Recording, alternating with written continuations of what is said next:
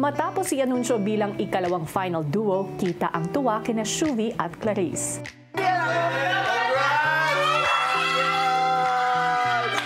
Masaya kasi parang kung sino yung gusto ko rin maka-final duo, kuya. Pinili din ako, kuya. So parang it's a mutual decision, kuya.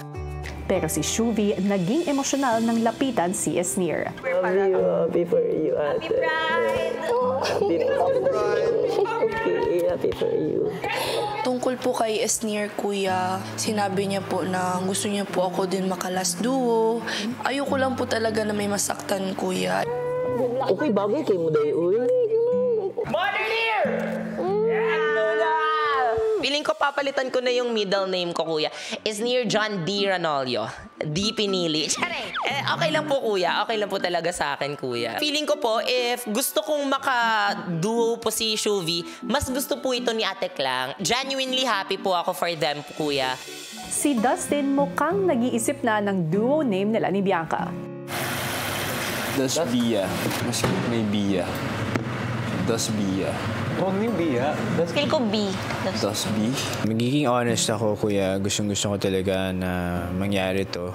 Tagal ko na rin nilook forward na maging kaduo po siya. Nangyari naman po. So, sobrang pasasalamat ko rin. Inisip ko rin yung duo, yung parang concept mismo ng season na to. Parang sad naman na hindi tayo magiging duo. It was a sense of fulfillment because naabutan namin tong moment na to, and now that it's finally time, we're very excited for what's to come next. Actually, Das, kahit ikaw lang yung hindi ko pa nakakaduo sa mga kapuso, parang feeling ko naging duo ko naman talaga kita sa buong journey ko dito sa PBB. So I think it's just right that we ended together.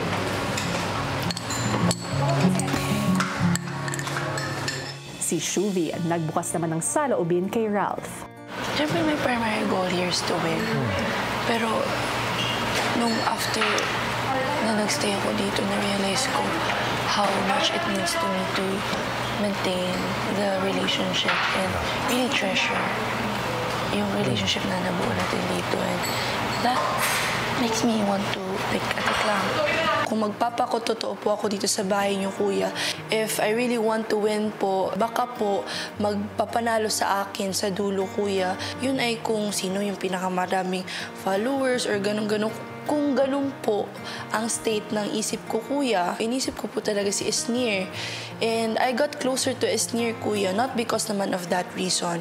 Us being Bisaya po, kuya, baka din po makatulong. However, kuya, staying in your house made me realize and feel things, kuya, na mas mahalaga po talaga na sundin ko yung puso ko, kuya. And si Ate Klang po yun. I just wanna let it out. And I feel bad for Esnir. He's like gonna be the last to choose. At least ngayon may papanghawakan niya na puso mo talaga yung pinakinggan. Ang magpapanalo talaga sa'yo dito yung puso mo. Yun yun. I'll be there for Esnir, though.